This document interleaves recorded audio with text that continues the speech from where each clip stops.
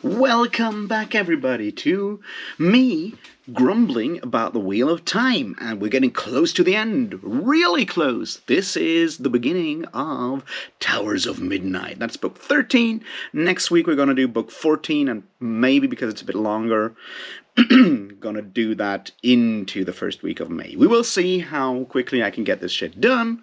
Today we're gonna talk about chapters, prologue all the way up to and including chapter 10, which I think is called After the Taint or something like that. There we are, anyway. That's what we're going to talk about today. Yeah, it's still not good. It's what it is. But, let's get this done, shall we? Well, cheers.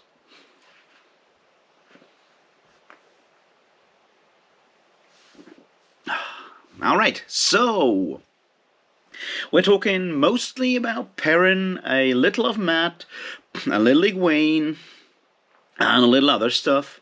Gallard, a bit of Rand, unfortunately, and other things. So we start out with another prologue, and yeah, it's another prologue. Some of it actually ties into the further novel, which is a bit different from most of the prologues that we had before, where you mostly got viewpoints of characters that you don't normally get during the actual process of the actual novel. This time around, we get something that I feel is well crafted by Brandon Sanderson, and that is we had a first Lan scene. From actually Lan's perspective. So he's, riding towards his final battle in Tarwin's Gap. He has to go through all of the Borderlands because Nynaeve, dropped him somewhere and then went ahead and told everyone. We know that story. And there's not much to it. Lan's all about all duty and shit. And we knew that, right? That character does not have any hidden depths. That guy is all about going for his vengeful, his vengeance and sacrifice, and doesn't think about anything else. He's boring as fuck. But what is well crafted, and that ties into another chapter later on, is, we see him riding through nowhere, and then he meets this one guy who hasn't met Lan before, and he's like, yeah, I'm coming to join you to, help, and then Lan's like, yeah, go away, fuck you, it's literally what he's not. Of course not. Lan doesn't say things like that, but you know what I mean. So we have Lan, and then he takes that guy, and then now he's two people. And in a later chapter, we see the same thing, and he's meeting 3 old acquaintances from the Borderlands that will then, also join him after he's I don't want to be the king again. I don't want to raise the banner and the golden crane and whatnot. And then he's like, oh, well, in that case, you can't order us. And then he kind of accepts it, and now they're 5 people, and I assume that throughout the novel we'll have more of these small vignettes where Lan is riding through someplace, somewhere, and more people are joining him, so that he will end up with a huge army at Tarwin's Gap with all those former Malkiri people and all those Malkiri people and so forth. And, that's well crafted, and that's sort of what I want to look at with this specific aspect of it. We have a second thing here as well that is also very modern, very much like Brandon Sanderson, the kind of thing. And that is most of the previous stories in Wheel of Time, a lot of it at least, did not feel well structured. I mean, don't get me wrong, some of those were just really bad books, but some of them was just Robert Jordan, it felt like Robert Jordan sits down and tells you a story. And that's fine. But it's not well constructed. It did never feel like him sitting down and planning how to have these things, small bits and pieces come together to form this large web of different scenes and whatnot, and Brandon Sanderson does that extremely well. It's I guess part of why people like his books so much, apart from them not being difficult to read and whatnot, but is that he's a very, in that case, way cinematic writer, and that's something that we've seen before with and I assume it's sort of the big break that we get in around the mid-90s, and that Robert Jordan never really got into because he's more of an old school, in that regard, fantasy writer, and that is the influence of television mostly television at the time, into fantasy, and that's something that we obviously have to blame or thank, depending on your views, George R. R. Martin for, who famously worked in Hollywood for like TV shows for a while. When you read something like Game of Thrones or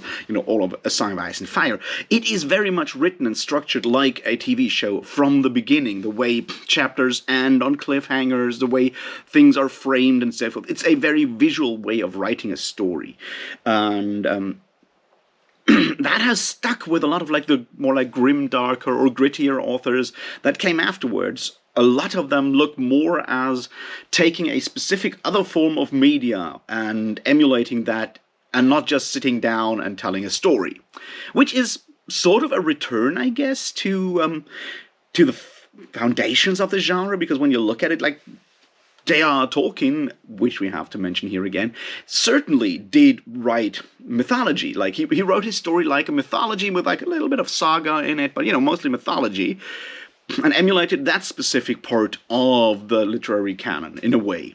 Whereas, people like Robert E. Howard and the pulp people, they were writing adventure stories, like simple adventure stories, heists and whatnot. They just added supernatural stuff on it, but that's basically what they wrote.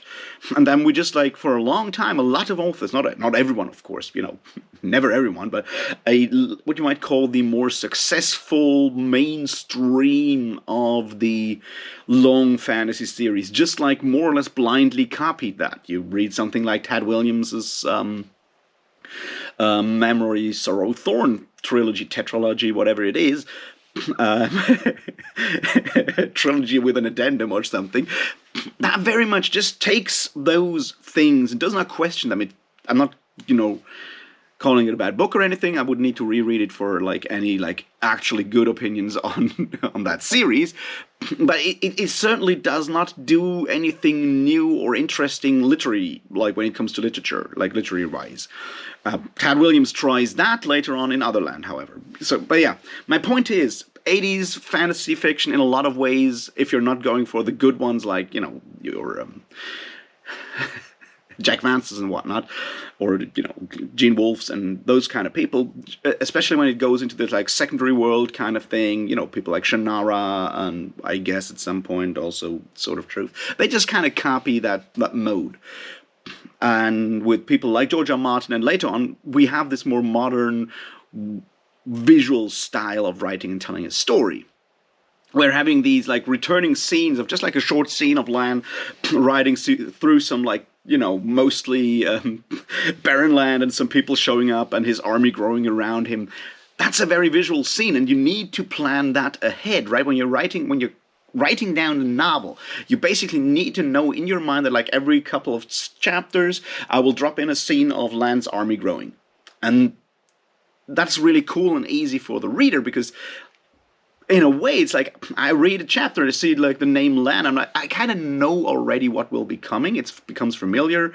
It's sort of like a running joke, but not a joke in this case. And just like something that helps me navigate the book as a reader, a long book. And this is one of the things why I think that Brandon Sanderson can be so successful, because he plans these things out like that. It's not necessarily something that I personally approve of, but I can see why it is done and how it is done well. And that's certainly something that we get here. And while we're on the subject, let's talk about the other scene there.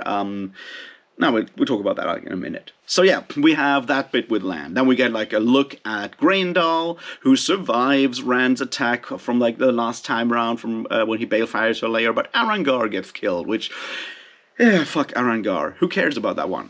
I mean, we have spoken about how the entire plotline of the character is certainly bad and something of a very transphobic narrative in a way, even though I assume that, Robert Jordan did not think about it that way, because Robert Jordan certainly does not touch me like, does not, look or sound like someone who ever thought about like transgender issues in his life. Just something that was completely outside of his purview, I guess. But it's certainly a story that we have seen before. There's all these like excellent videos and texts out there, and like how we have like the trans murderer dude in all kinds of stories in media. I'm not going to go back to that here, but it ends, even with the end, it is sort of like that, when we have like another return to how very much into excess Arangar is now that she's female, and how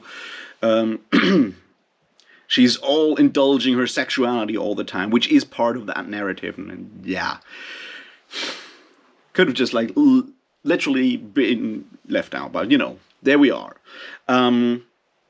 Apart from that, it just gives us an explanation on why Graendal survives. It feels a bit forced, I guess, but yeah, nothing to be done here. What else do we get?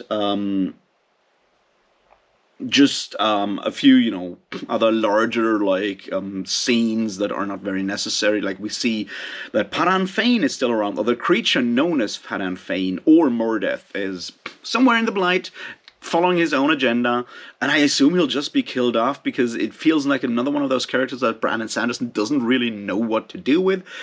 But it feels like he has taken part of the power of Mashadar with his dagger, so he can still call up mist that will eat people and then, subjugate them to his will. So that's nice to know that Paran Fain is still around. At least we're not talking about his big nose anymore. So that's neat, I guess.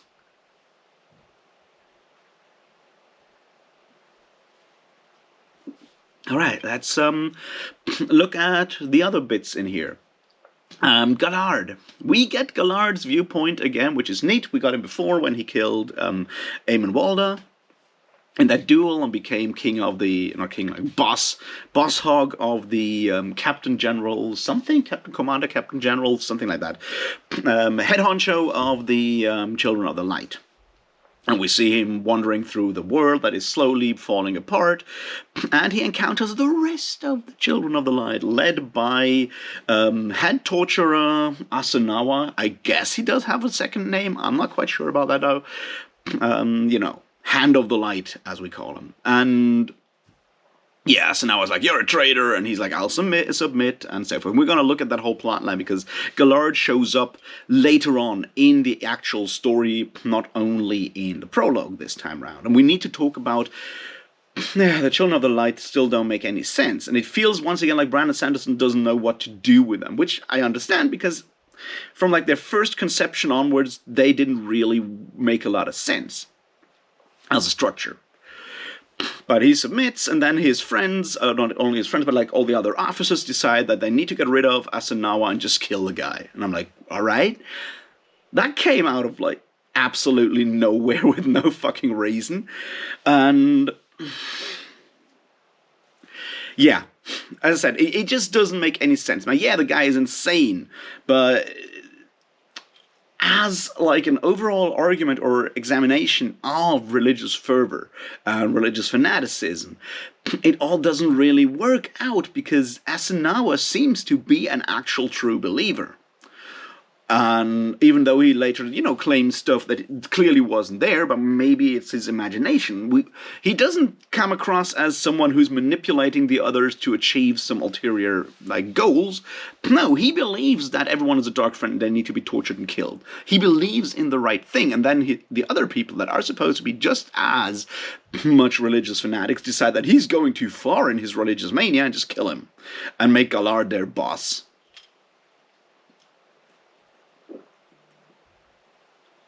And the way it looks to me is that, having realized that we need to get the Children of the Light back, out of that role of being, religious Nazis without an actual religion, and onto the good side, we need to do stuff about it. And so Gallard is put into that situation, and we need to get rid of Asanawa to make sure that everyone is now, they may take it a bit too seriously, but Gallard is clearly a good guy, and he's realized that he has to work with,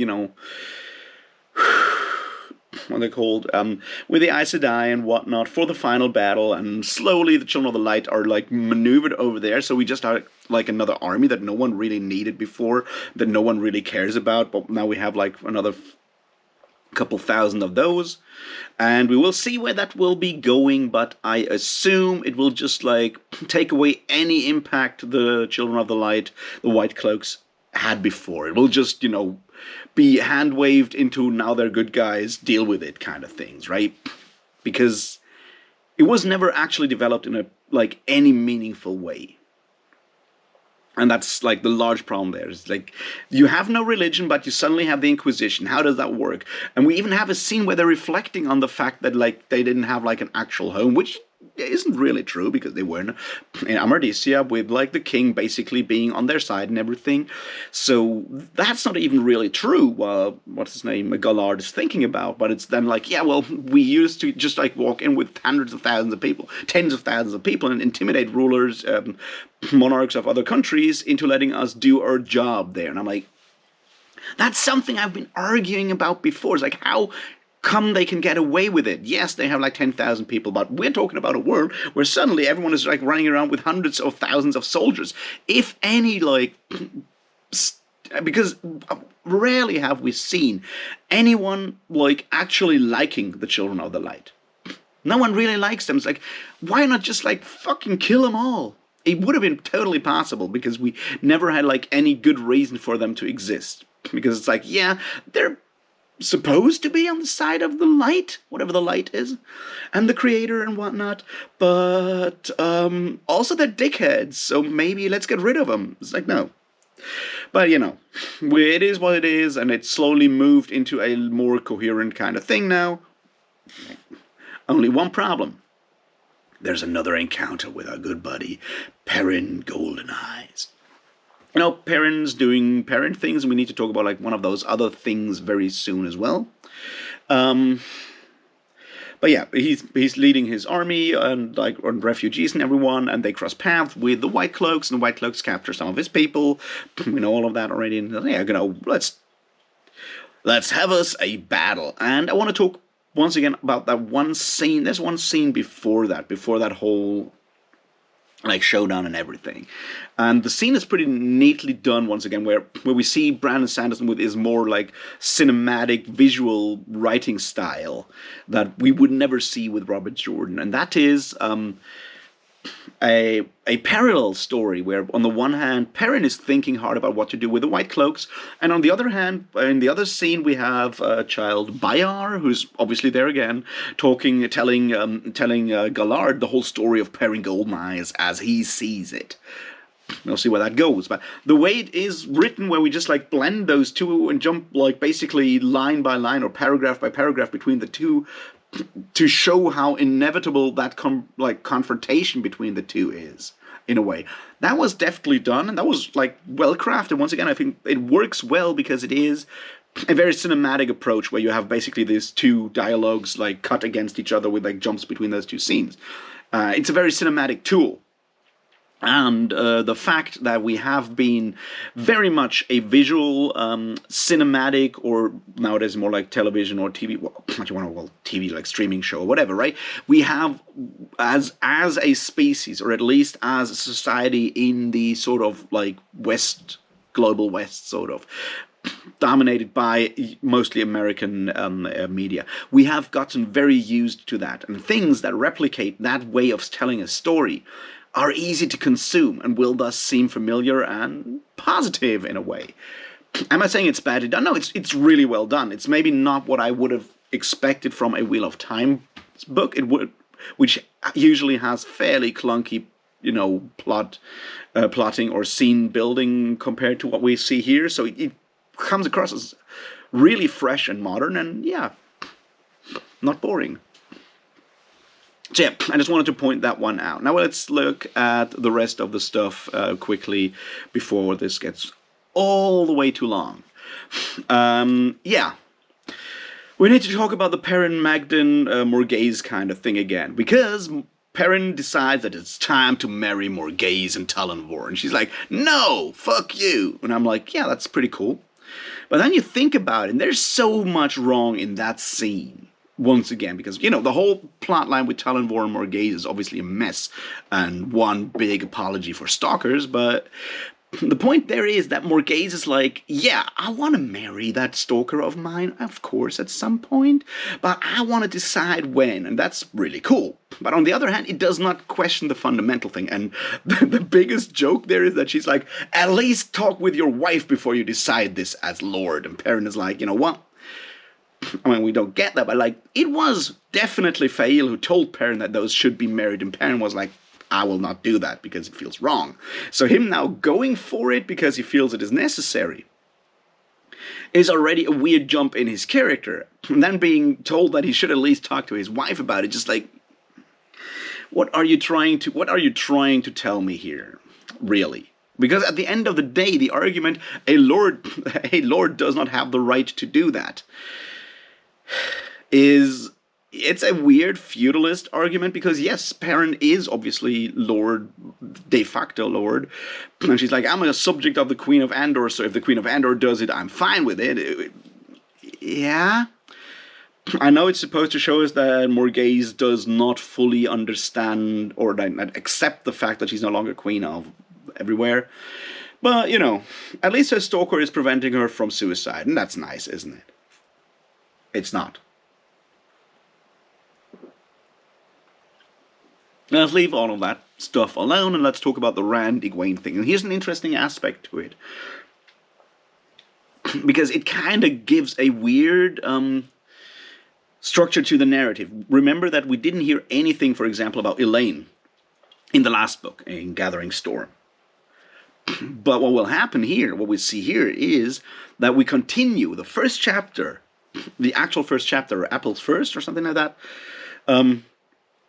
starts with Rand descending from Dragonmount. But, on the other hand, when we jump to the Perrin chapters, Tam is still with Perrin, and not even close to the scene where where Tam is sent, taken by Nynaeve and all the stuff that ended the Gathering Storm. So it's very weird that we have... Partly we have narratives that are like ahead of others, and then we jump back in time to the Perrin storyline, which, I don't know, it feels odd, because it's not a clear switch, not a clear cut between, like, on the one hand, Rand and Egwene storylines, and then we'll go to the Elaine and whatnot, Perrin and Matt storylines, but it kind of jumps around a bit, which can make it a bit confusing, and feels like a bit of an odd decision by Brandon Sanderson in structuring those books. But yeah, Rand walks down. That chapter was actually pretty neat. The callback to that farmer who, back in the day, gave Rand and Matt their, like, scarves when they were traveling to Camelin in Eye of the World. Now sitting there on this orchard. That was really cool. That was well done, and him actually sort of recognizing Rand. That was neat, and Rand being now all happy because he's got the light. He's now the savior. He's come back from, I don't know what. We need to talk about that whole part, but he's now full of light power and good power, and has survived the tempting by the Dark One, so to speak. And we will talk about the Bible or Jesus Christ parallels in a bit. Not today, though. Because I feel they're there, but they're fucked. Which should surprise you. Obviously. So yeah, he brings, like, makes the apples grow again and everything. That's neat. I like that chapter. That was a wholesome chapter, well crafted, nothing too, egregious in it. And then we see him run into Egwene and have that conversation, and she obviously is all Amerlin and does not actually understand Rand at all, but we've known that for a long time, and her time of, like, understanding that she was wrong and that she has to actually do what Rand tells her will probably still come. We'll see. Yeah, whatever.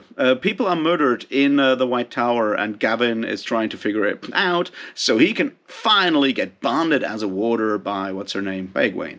And because she is not yet ready, because Gawain is not yet willing to accept her position as Boss Hog, Amerlin. And that kind of continues that weird, odd obsession with...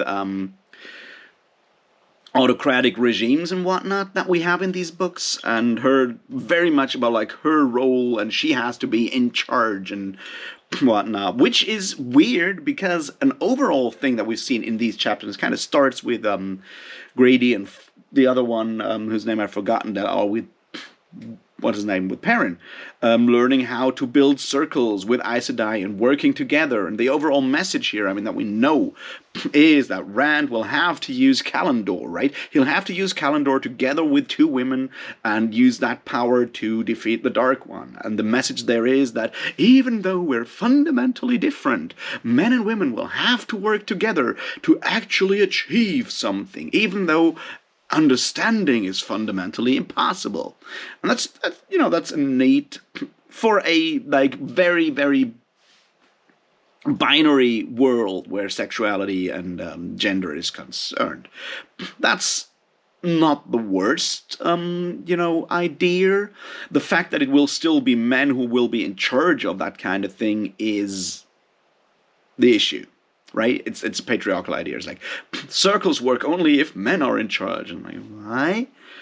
Why? There's no reason. Shouldn't it be just like, I mean, the most powerful dude or woman, or just whatever, the one who starts it? Why does it have to be by gender again? And that's something I will probably get back to later on. So yeah. Rand's back, and he's happy now, and Egwene still thinks he's mad, and she has to stop him. So she's doing the Aes Sedai thing that we never really understood, which is she's trying to unite everyone against Rand. And I'm sitting there wondering, like, why would anyone listen to those stupid Aes Sedai at this point anymore? We have there's never been any, like, answer on like how or why Aes Sedai actually have power, if it's not the blunt threat that they can use their magic to kill people, which they can't. So that one's out of the question. It's like, why do people actually think those women are to be followed in any way? We don't know. It'll be interesting to see all of these things play out in the future. So far, yeah, Rand is now good Rand and no longer bad Rand, and will probably do all kinds of good things this time around. The Forsaken are for now going after Perrin, and Matt has a completely unnecessary chapter within Caemlyn, and then one fighting the Golem, which, I don't know, but at least some of the Aes Sedai are now thankful to Matt and helping him. The Golem is back, and Matt will probably start to try to figure out how to get rid of the Golem, and tries to contact Elaine and get the whole like gunsmithery going, the cannons built. Will he succeed with all of these things? We'll find out in the next videos, I guess. Also, will they actually go to that tower and rescue Moiraine this time round? We will see. And will Matt actually open Varen's letter at some point? Also unknown yet. So yeah, we'll find out all of that. It's not the worst thing yet, but it's also not very good.